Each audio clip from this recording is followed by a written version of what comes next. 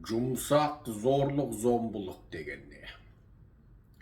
Немесе суық зорлық зомбылық деген не? Бұны көп қазақ түсінеді деп ойлаймын. Зорлық зомбылық, ұрып соғу, түртіп кету, шұқып кету, азар беру, жәбір көрсету, жанын тәнін азаптау, қинау, қыспақ қалу, мұқату, кекету. Енді ары қарай айтсақ, бір сағат айтуға болады. Бірақ бұл кәдімгі зорлық зомбылық. Мейлі отбасында еркектің әйелге, не әйелдің еркекке, не ата-ананың балаға, не үлкеннің кішіге, қысқасы әлім жеттінің әлсізге, жуанның жіңішкеге жасайтын бұндай зұлымдығы зорлық зомбылық деп аталған болса, енді бүгінгі өтетініміз сабағымыз жұмсақ зорлық зомбылық немесе суық зорлық зомбылық. Енді бұны көп адамдар зорлық зомбылықтың бұндай суық түрі бар ма, жұмсақ түрі бар ма дейді. Ендеше тыңдаңыз. Бұл аса маңызды ұғым. Батыстық отбасылық қарым-қатынаста, жалпы еркек пен әйел ортасында, әйелдің еркекке зорлық зомбылығы, ердің әйелге, әйелдің еркекке зорлық зомбылығы, үлкеннің кішіге зорлық зомбылығы, ұйымдасқан, топтасқан зорлық зомбылығы, мектеп оқушыларының ішіндегі өзара зорлық зомбылық, түрмедегі зорлық зомбылық. Бұлардың барлығы батыс қоғамында адам ара қатынаста жіктеліп, том-том кітаптар жазылып қойған дүние. Енді осыған батыс қоғамы аса мән беріп, астын қызыл сызықпен сызып отырып қосып қойған зат осы жұмсақ зорлық зомбылық. Бұны психология тілінде psychological abuse дейді. Қазақтар бұны әлі толық түсініп жетті деп ойламаймын. Бұл зорлық зомбылық кәдімгі ұрып соғу, қанау, жаныштау, қинау, азаптау, тән жазасын көрсету, қысқасы осы сияқты зорлық зомбылықтардан бір мысқал кем емес.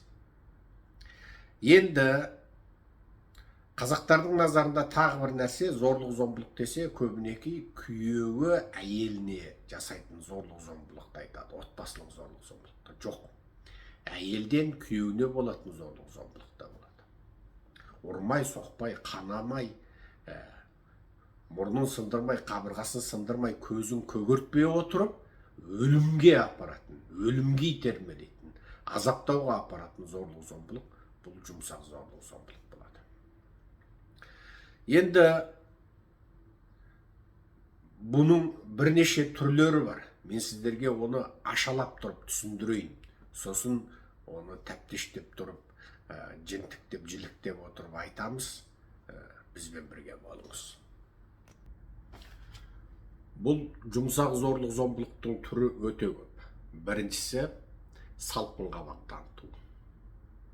Кәдімгі қабағын түю, ызалану, бетімен, эмоциясымен, түрімен, сөзімен, ісімен, қарекетімен өзінің жек көретінін білдіру. Сөйтіп қарсы тарабын азаптау.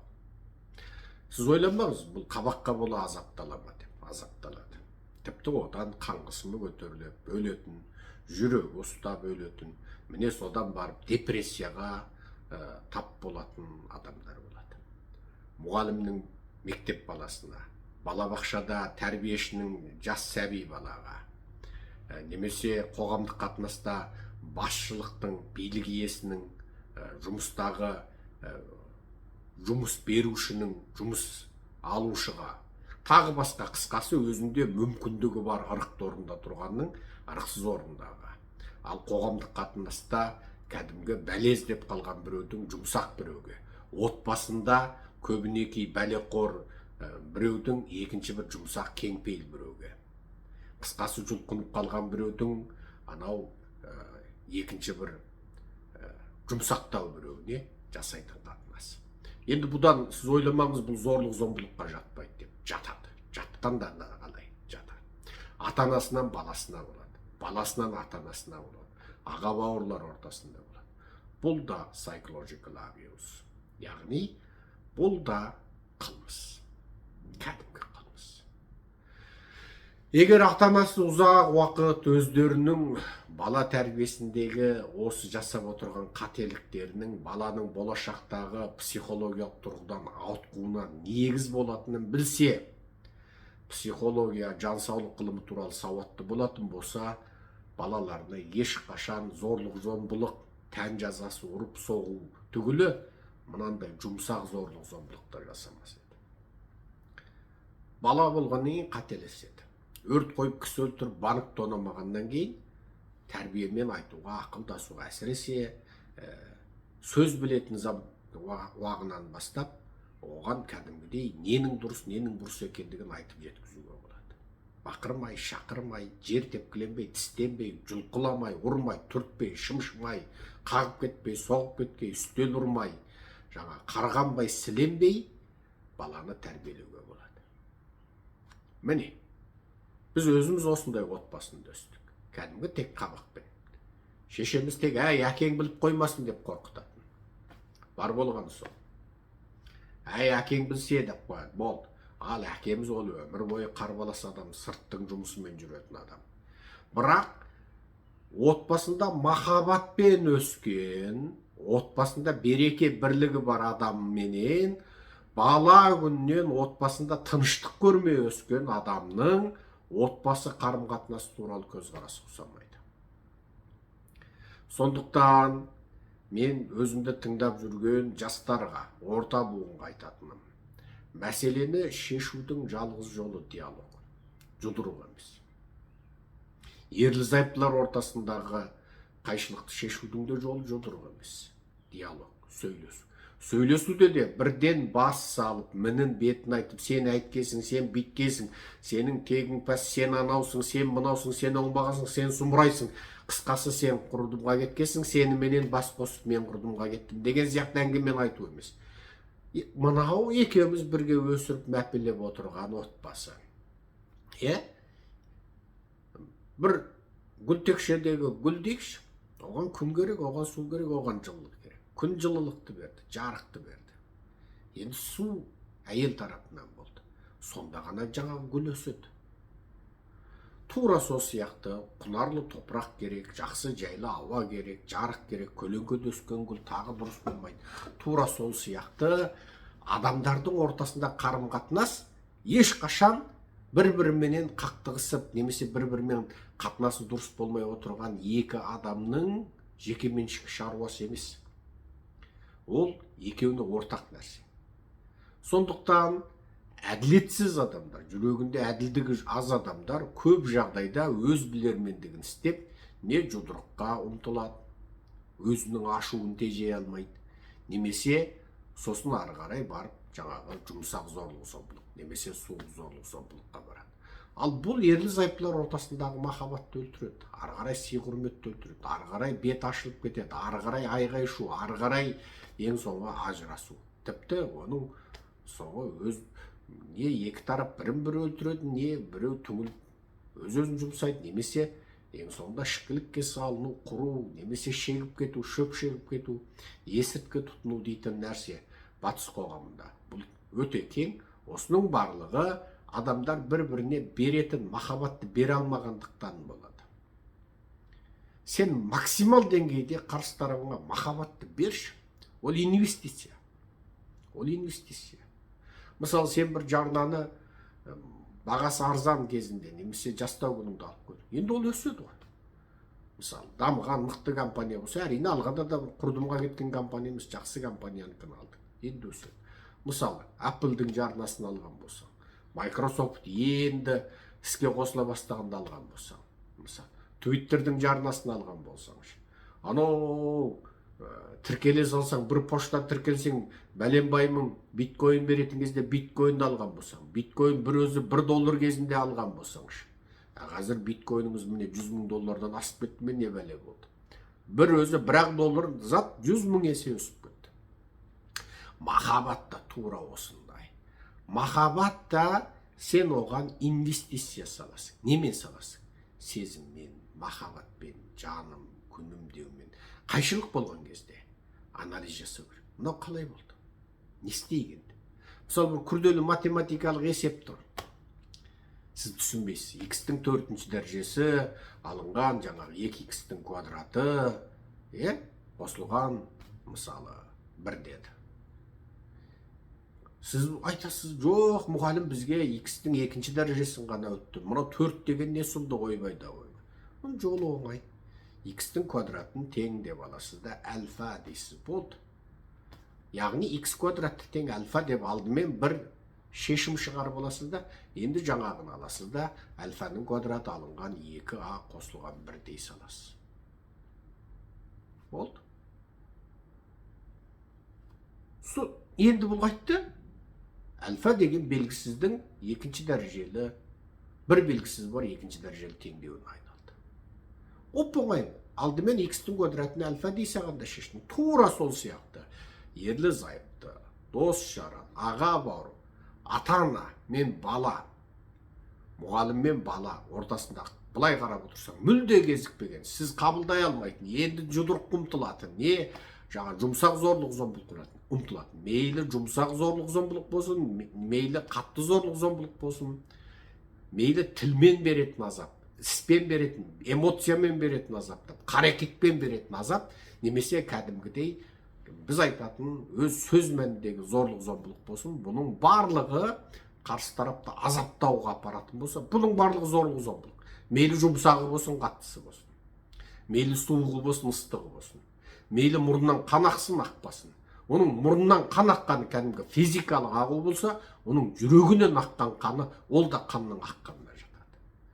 Кей елдерде бұл тіпті ол да қылмысқа жатады. Егер ата-анасы баласына үнемі тілімен азар бере беретін болса, үнемі баласына тиісе беретін болса, бұл да зорлық зомбылыққа жатады да, бұндай ата-ананы батыс елдерінде ата-аналық құқынан айырып тастайды. Неге?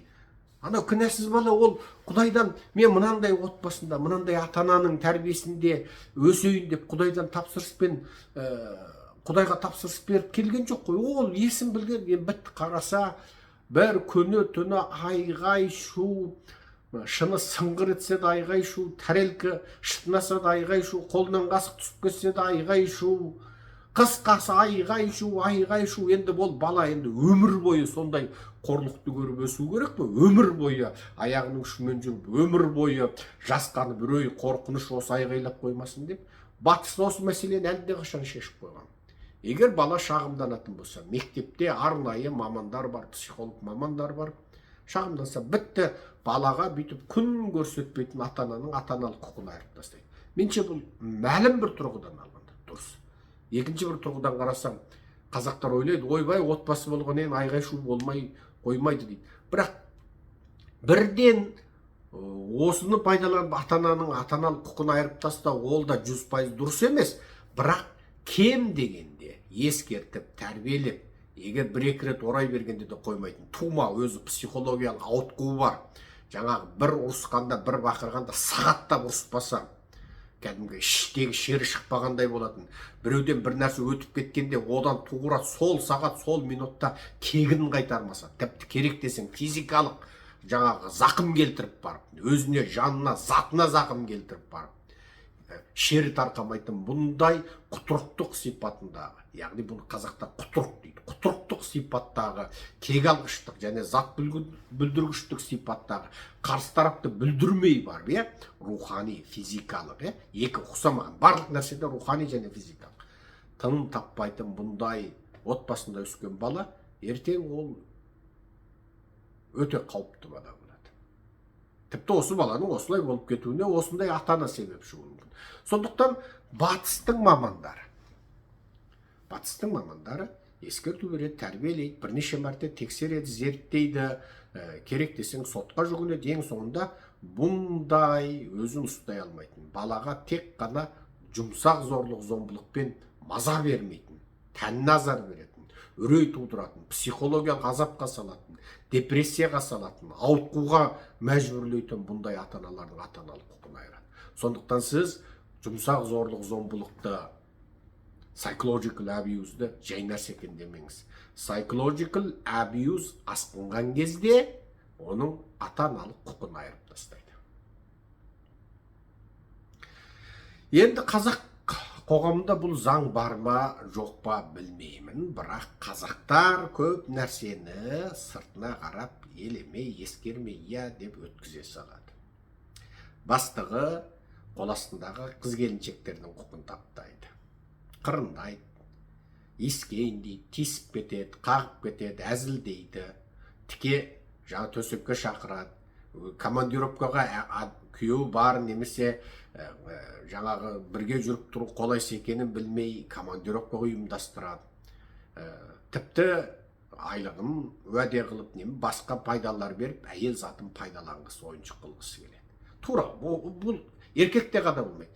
Әйел бастық адамдар да қол астындағы еркектерді солай пайдаланады. Әсіресе Кореяда, Қытайда кәдімгі кексе әйелдер жас жігіттерді осылай ойыншық қылады. Бай әйелдер, мансапты әйелдер, коммунист әйелдер жас жігіттерді сөйтіп өзінің құралына, ойыншығына айналдырғысы келеді. Және бұл қоғамда өте кеңінен етек алған.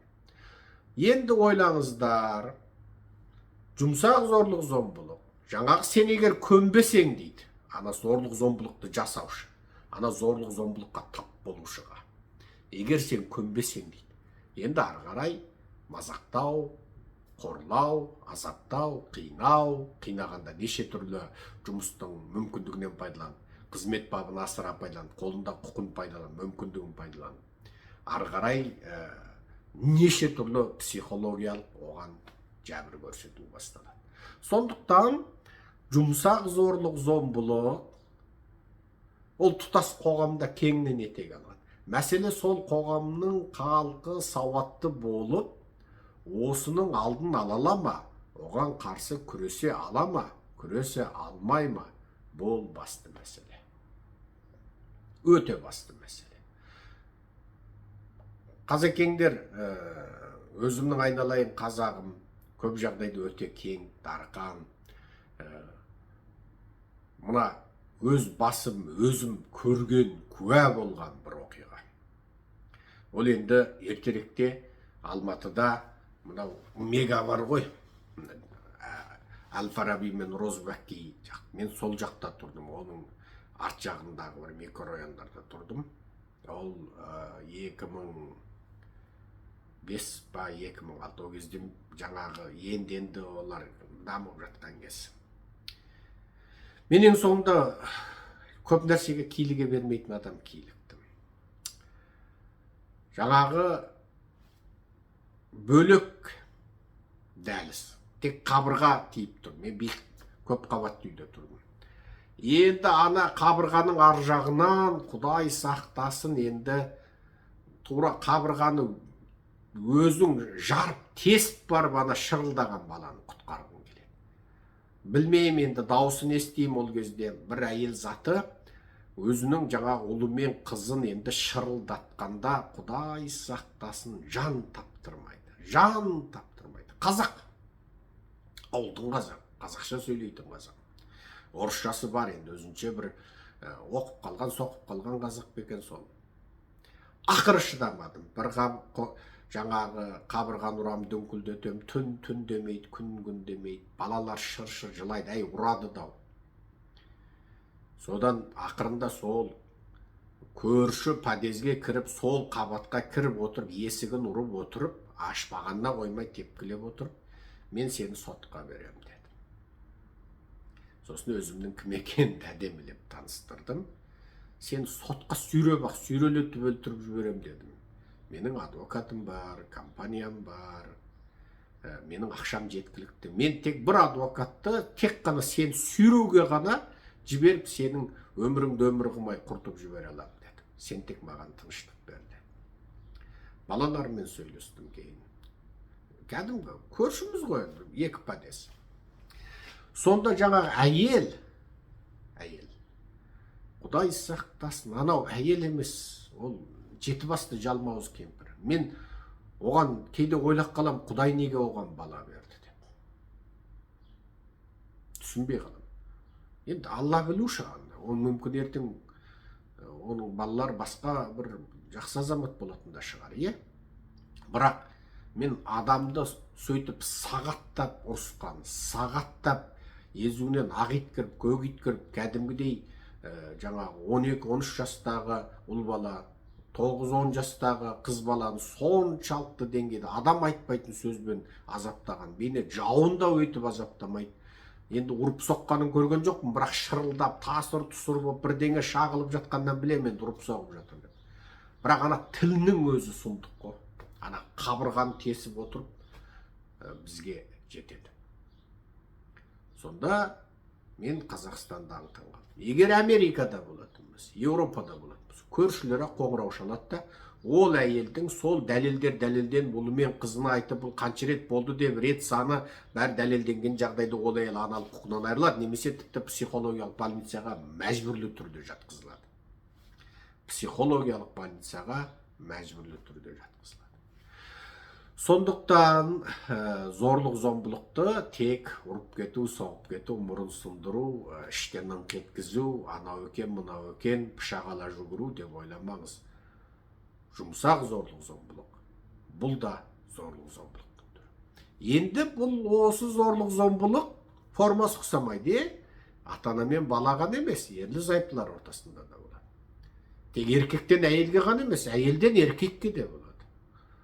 Саусағымен шетсе ана әйелдің миын шашып жіберетін еркекті, ана шынашақтай әйел көкбеттігімен, дүлейлігіменен, хайуани нәпсісін тия алмағандығыменен ана еркекті азаптап өлімге апарып тастауы мүмкін. Ол еркектің физикалық күштілігі емес. Ол еркек мүмкін кең адам. Ол еркек мүмкін кем сөзді адам. Ол еркек мүмкін жарайды деп, ол әйел түсетін адам. Бірақ ол әйел үнемі оған тілімен, ісімен, қарекетімен, эмоциясымен азап берсе, ол да зорлық зомбылыққа жатады.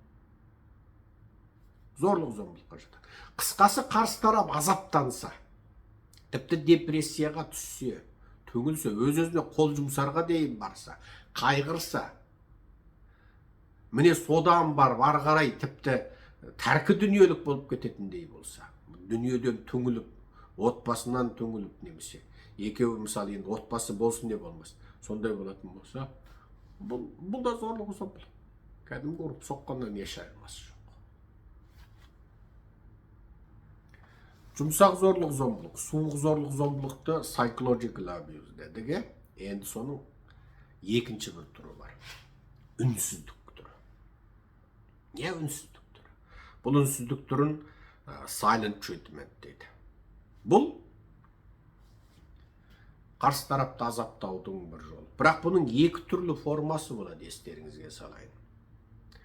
Елемей қою, сөйлемей қою, жауап бермей қою, қоңырауын алмай қою, кетіп қалу, ізім қайым кетіп қалу, қарсы тарапты мүлде игнорацияға қалдыру, яғни болды, мен саған жауап бермеймін деу.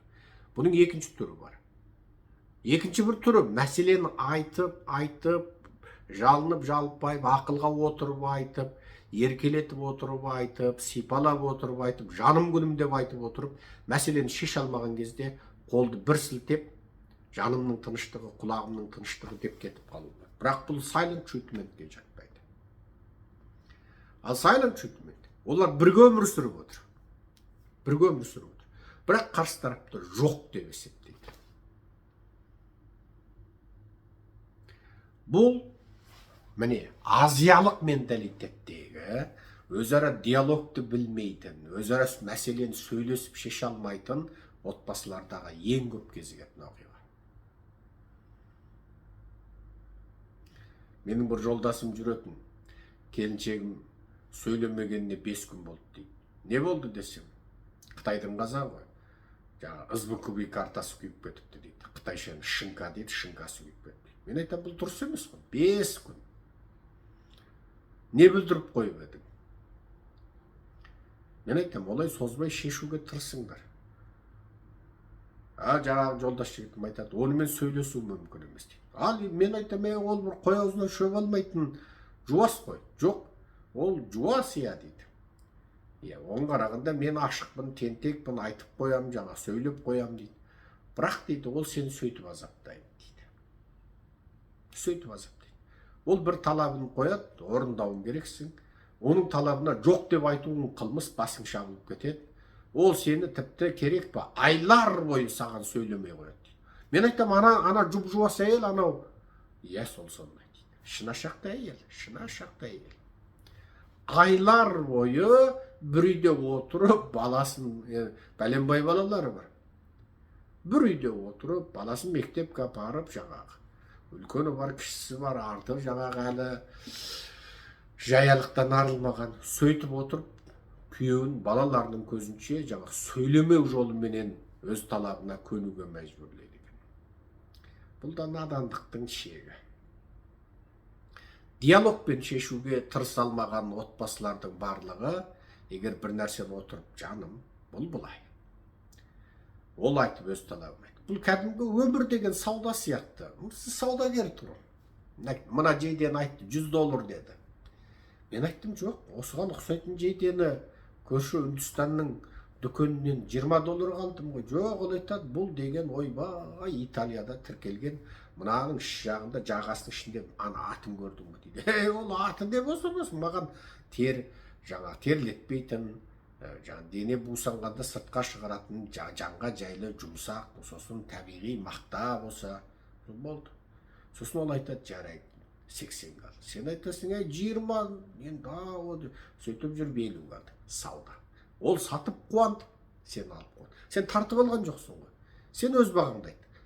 Үйлесімді бағаға алғаныңа сен қуанасың. Жаныңа жайлы болса, денеңді қыспаса, терлетпесе, пысынатпаса, бусандырмаса, жанға жайлы болса, болды. Кие салсаң қатпар болып, түк болып, не пысынатып, арқаңды терлетіп, жаңа сондай бір енді синтетикалық зат болса, мазаң кетеді ғой. Сатқанна ол қуанса, ол да тиісті пайдасын көрсе, алғанна сен де қуансаң, онда бұл келісім. Некеде сондай, отбасында сондай, ата-ана менен бала ортасында сондай, балалар менен ұстаздар, немесе балабақшада балалар мен тәрбиешілер, жұмыс беруші менен жұмыс алушы. Қысқасы, тұтас қоғамдағы барлық қатынастар осы бір жазылмаған, қағазға жазылмаған келісім шарттармен жүреді.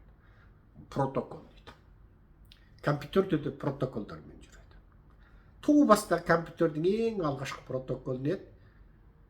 Электрдің қосылуы 0, ажырауы 1.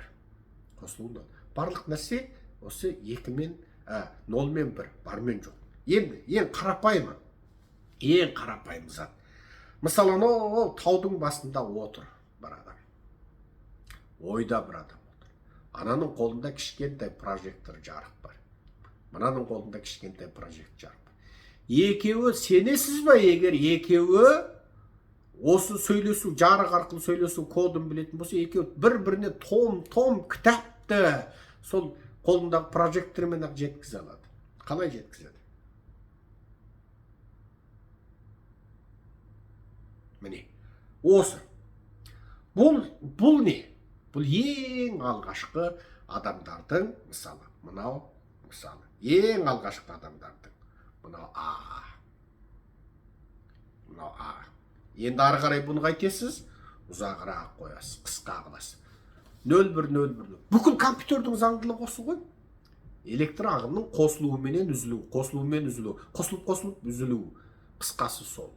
Содан барып 0,1,0,1 екілік жүйеден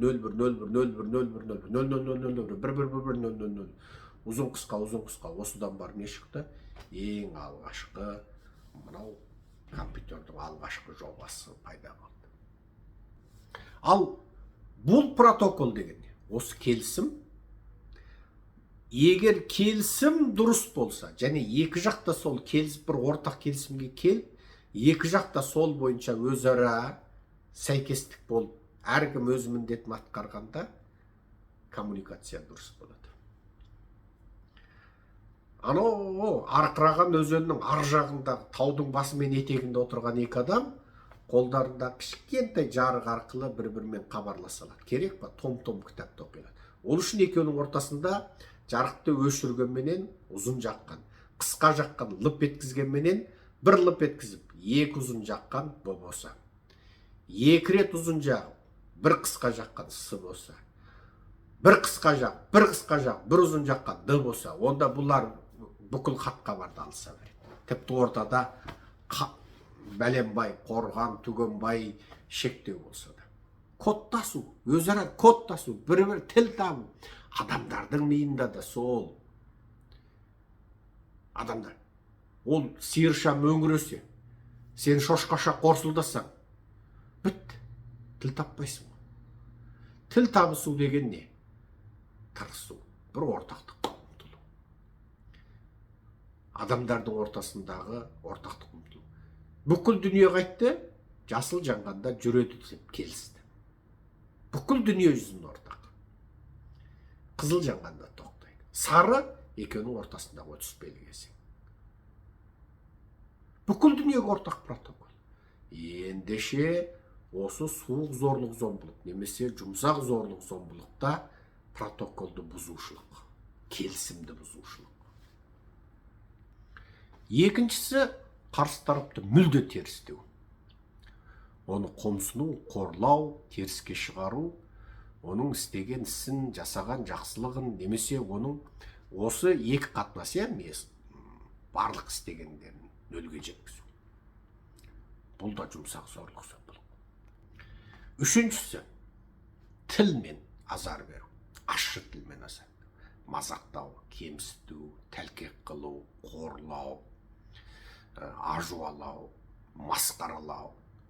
Бұл жұмыс ортасында, адамдардың жұмыс ортасында, басшыдан жұмысшыға, жұмысшылардың ортасында, қолында мүмкіндігі бар мен мүмкіндігі жоқ ортасында, және ерлі-зайыптылар ортасында, ата-ана мен бала ортасында. Мынау тағы да сөйтті ме деп, мысалы, баласын үнемі қорласа, мысалы, бұл бәрінде бар. Маған хабарласқан адамдардың ішінде отбасындағы көңілсіздіктен өз-өзіне қол жұмсауға оқталатын жігіт туралы мен енді айтып отырмын. Әйелінің ащы тілі, жап-жас жігіт есінен айырылып махаббаттың балзамынан тататын кезінде көкбет, көгала, сөз ұқпайтын, айтқанына көндіргісі келетін, екі тізгін бір шылбырды алып, құлақтан ұстап, жалдан ұстап, жігітті атқып мініп алғысы келетін әйел. Ненің тепе-тең сөйлесу екенін білмейтін әйел. Енді бұл жігіттің өмірін қысқасы тасталқан қылған. Көп сөйлестім.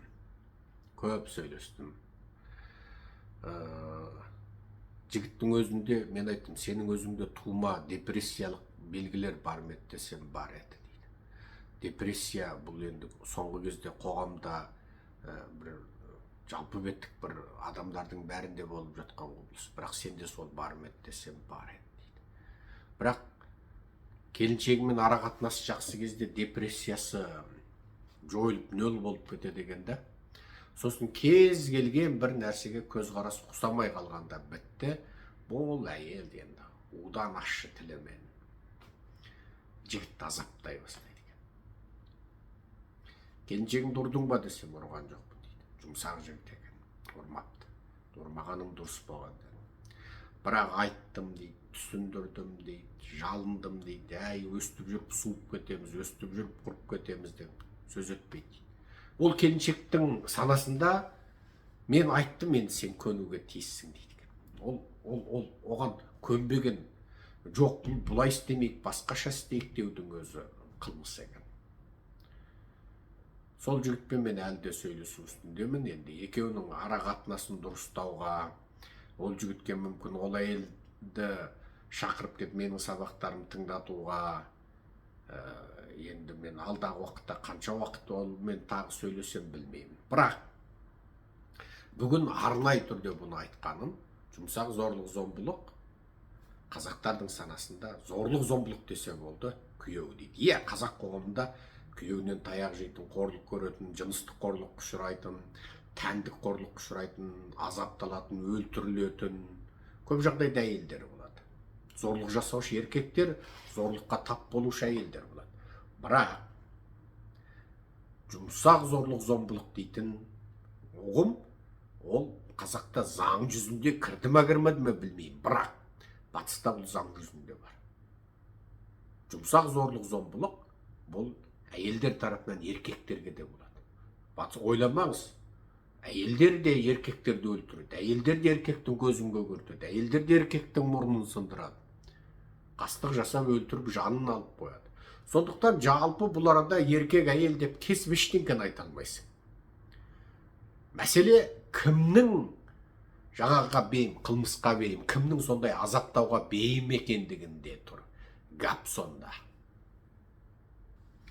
Жаңағы жігіттің әйелі туралы мен көп аудио айттым, тыңдат дедім. Өкініштісі оның әйелі орыс тілді қазақ, жігіт қазақ тілді қазақ, екеуі өзара орысша сөйлеседі. Енді мен ол жігітке біраз ақпараттарды орыс тілінде тауып жіберіп бердім. Осыны әйеліңе тыңдат. Бастысы не?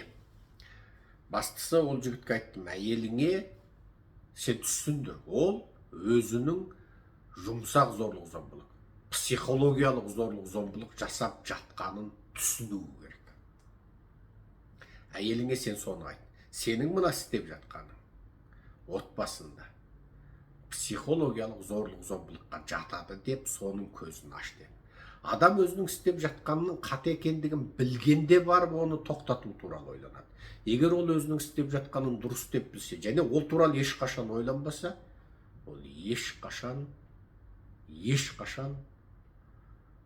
онысын тоқтатпайды. Мысалы, бір мысал келтірейік. Бұл енді өте маңызды мысал. Үндістанда мынау діннен алыс қалған, ар-ұят бұзылған бір кедей орталарында, қоғамда әйелдерді кәдімгі әлеуметтік ортада бас салып, кәдімгі бұлай ел жүр, тіпті тым қаланың бір жер болмаса да, енді бір адамдар жүріп жатқан жерде, бақшаларда, тау-тас, жолдың шеті зорлап кету бір кезде қатты етек алған. Оны көріп отырғандар, деп жай көріп өте береді. Сондай болды. Жаңағы бір әйелдерді күйеу ма біреу деген шылқылдатып ұрынып, аузын мұрнын қан жосағын жасса, басқалар көріп тоспайтын да болған. Бірақ кейін осы мәселе көтеріле. Жыныстық зорлық зомбылық мәселесі көтеріле. Қоғамда оларға үнсіз қарап отырудың, жол берудің өзінің қылмыс екендігін айта, бұл соңғы кезде кәдімгідей дұрысталды. Сонда адамдар бір әлсіз әйел затын біреу бас салып жолдың шетінде зорлап жатса, жыныстық қорлық көрсетіп жатса, ұрып жатса, тәнін азаптап жатса, немесе сүйрелеп ары қарай алып кетіп жатса, қысқасы адамдар қарамайды. Кейін адамдар бұны нем кеттіл дейді. Яғни менің не қатысым бар, менің не жауапкерлігім бар. Жауапкершілік үлкен, бірі жаратушының алдында, екіншісі заң алдында. Үнсіз қалудың өзі көп елдерде қылмыс. Жаңағындай зұлымдықтар болғанда үнсіз қалу қылмыс. Мысалы, Америкада бүкіл елді қатты ойландырған бір видео бар. Бір кәдімгі қолында қаруы бар, кәдімгі көшенің бір сүмелегі, бір жаңағы әйелді кәдімгі қаруын кезеп тұрып, көлікте отырған әйелді шық деп айғайлап, ана әйел есікті түсіреді, анау кәдімгі қаруын кезеп айғайлап, құтырынып кеткен шегіп алған бір бәле. Сөйтсе бір әйел келді де қаруды алып шықты да әлгі еркекті иықтан ба қолынан батып тастайды. Оның арасынша жаңағы еркек ойбайлап қолында қару ұшып кетеді. Жаңағы әйел бас салып желкелеп тұрады да айналадағы елге айтады: 911-ге 911-ға қоңырау шалыңдар дейді. Міне қарапайым әйел, қолында қару бар. Екінші бір мүлде өзі танымайтын қарапайым бір әйел, қолында қаруы бар, қоғамдық бір сүмелек қылмыскерде құтқарып отыр. Және қауіпке бармай атып тастады. Неге? Ол заң білуші. Ол атқан үшін сотталмайды. Екінші, құтқарғандық үшін оған тіпті үлкен сыйлық тағайындау мүмкін, полициядан немесе басқа жақтан. Ол кәдімгі жаратушы алдында да, заң алдында да міндетін атқарып тұр. Ал енді соны қарап отырып, мен не істеймін, маған не керек дейсің. Мысалы, жаңа Үндістанда осыдан біраз жыл бұрынғы жаңа кәдімгідей ағаштың ар жағында, мысалы бұта бүргеннің жаңа парк сияқты жерде ойбайлатып отырып бір әйелді, жаңа бір топ еркек қорлап жатса, басқалар қарамайтын деңгейде болған. Сондықтан адамдарға бірінші деңгейде өзінің істеп жатқанының қылмыс екендігін, немесе заңсыз екендігін, немесе моральдық тұрғыдан, немесе заңдық тұрғыдан қате екендігін түсіру басты нәрсе.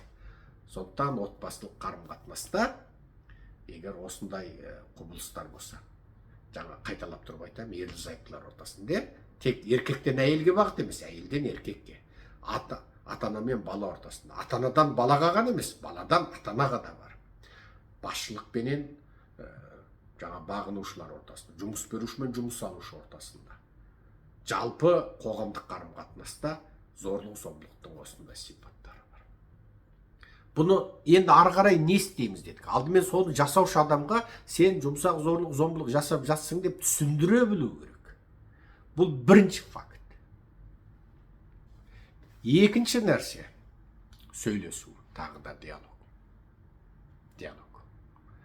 Қарсы тараптың қандай талабы бар? Сен айтшы, мен көнейін, жарайды.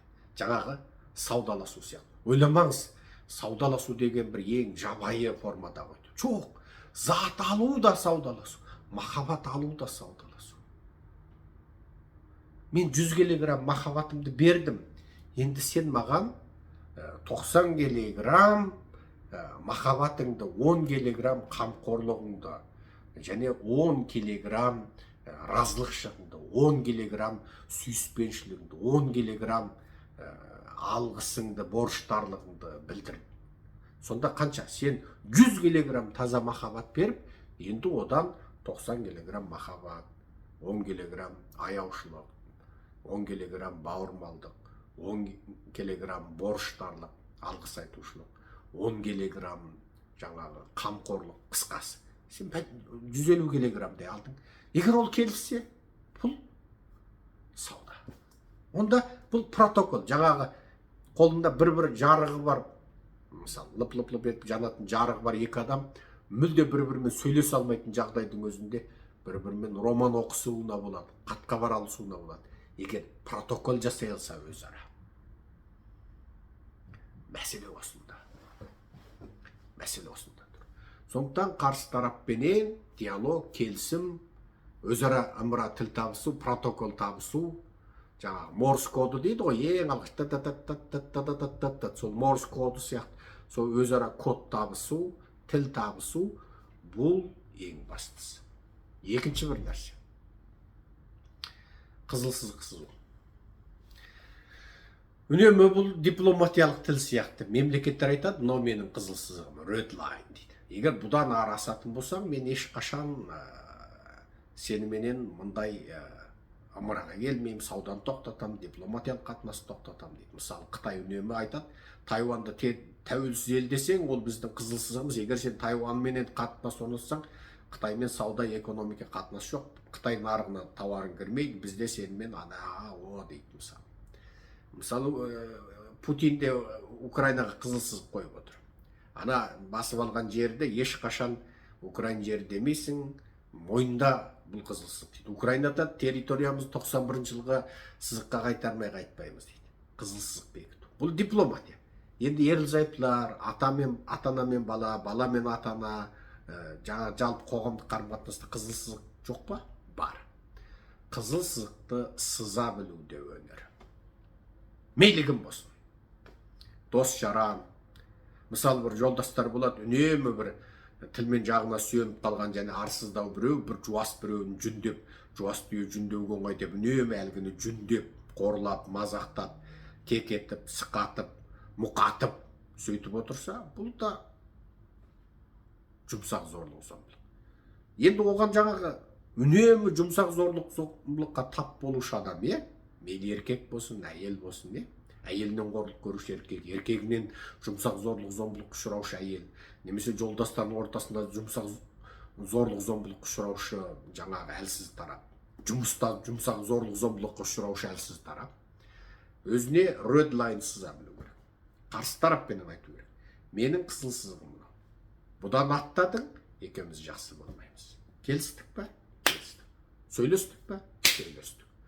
Ерлі-зайыптылар ортасында да болу керек. Менің қызыл сызығым мынау. Менің қызыл сызығым мынау. Бұл қызыл сызықтан астың, онда екеуміздің ортамызда сөз болмайды. Бірақ осы қызыл сызықтан аспасаң, бәрімен сөйлесуге болады. Яғни қызыл сызық сыза білу қарым қатынасты қорғаудағы принцип. Мемлекеттің де қызыл сызығы бар ғой. Мемлекеттің де ол не? Заңдар. Ал әлсіз жаңа күлген сары сызықтар не? Ереже, түзімдер. Міне, діннің де қызыл сызығы бар. Мысалы, біздің дінімізде ең үлкен қызыл сызық не? Жаратушы барлық күнәні кешіреді, тек өзіне серік қосушыдан басқа дейді. Ең үлкен қызыл сызық бізде. Ал біздің дініміздегі ең үлкен жаңа қызыл сызықтың тағы біреуі не? Жаратушының бірлігін, барлығын, пәктігін, хақтығын, ежелден бар мәңгілік теңі жоқ, ұқсас жоқ, серік жоқ екендігін мойындау. Одан кейін қызыл сызық кете береді ары қарай. Мысалы, ал бұл қызыл сызықты сен мысалы жаратушының бірлігін, барлығын, жаңағы пәктігін, хақтығын мойындамай, ежелден бар мәңгілік екендігін мойындамай отырып, мен мұсылманмын деуге бола ма? Мүмкін емес, болмайды. Жаратушыны өзің терістеп отырып, қалай мұсылман боласың? Демек, қызыл сызық сыза білу әр екі тарапта ымыраға келу, сөйлесу. Сосын жаңағы жұмсақ зорлық зомбылықты жасаушы тарап өзінің жұмсақ зорлық зомбылық жасап, басқаларды азаптап отырған сезініп, әр екі тарап өзара сызық сызып, егер бір келісім шартқа отыра алса, онда бұл ерлі-зайыптылық қарым-қатынаста шешіледі. Қыз-жігіт ортасында қарым-қатынаста шешіледі, ата-ана мен бала ортасында қатынас, жора-жолдас ортасында қатынас шешіледі. Әр нәрсеге қызыл сызық қоя білу, ол да адам ара қатынастағы ең дұрыс нәрсе. Мысалы, ең қарапайым, ең әлсіз бір мысал келтірейінші. Батыстықтар сөйлесіп отырғанда, мен бұл нәрсені талқылағым келмейді дейді. Бітті болды. Бұл оның қызыл сызығы. Бұл біздің азияттарда жоқ. Көп жағдайда біреудің бір жеке нәрсесін сұрап, қазбалап, отбасын сұрап, табысын сұрап, қарым-қатынасын сұрап, тағы басқа бір жеке бастық персонал информейшндер, персоналдық информацияларды сұрап, қазбалап қоймай қоятын азиялық, қытайлық, жаңа корейлік, қазақтық мінезі, бұл осы қазбалап қоймайды. Батыста айтады, жоқ. Мен бұл нәрсені талқылағым келмейді. Бізде мысалы, ерлі-зайыптылар ортасына қатып, екеуің не болдыңдар, анау ба мынау? Тіпті не дейді? Енді тағы бір бала туайын деп жатсыңдар ма? Неге бала алмай жүрсіңдер? Келін көтере алмай жүр ме? Келіннің денсаулығы жоқ па? Сенің денсаулығың жоқ па? Жоқ, келін бала алғысы келмей жүр ме? Жоқ, сен бала алғың келмей жүр ме? Жоқ, екеуің де бала алғың келмей жүр ме? Жоқ, алайын деп ала алмай жүрсіңдер ме деп қазбалайтындар болады да? Мүмкін оларда басқа бір екеуінің де мүмкіндігі бар. Екеуі де алғысы келіп, бірақ өздерінің басқа бір жоспары бар шығар. Бір жерге қоныс аударып, сосын балалы болғысы келіп жатқан шығар. Жоқ, шында сіз уайымдап кеткендей денсаулық шығар. Мүмкін басқа бір жоспар бар шығар. Мүмкін олар пробиркада, ана Илон Маск сияқты пробиркада қосып артынан оны 4-ке бөліп, бір жолда 4 бала туғыза салғысы келіп отырған шығар. Оны қайдан білесіз? Бірақ бізде қазбалайды. Бірақ бұны батыста не дейді? Мен бұны талқыламаймын дейді. Бұл менің жеке бастық шаруам дейді. Бұл сен қызығатын нәрсе емес қой дейді. Бітті, қызыл сызық. Біз азияттар қызыл сызық сыза білмегендіктен де көп жағдайда өмірімізді қиындатып аламыз. Ерлі-зайыптылар ортасында да осы қызыл сызық сыза білейді. Менің сызығым мынау, бұдан аспа. Осы қызыл сызықтан аспасаң, бүкіл еркелігіңді көтеремін. Сен де сыз, ол да сыз. Оның да жан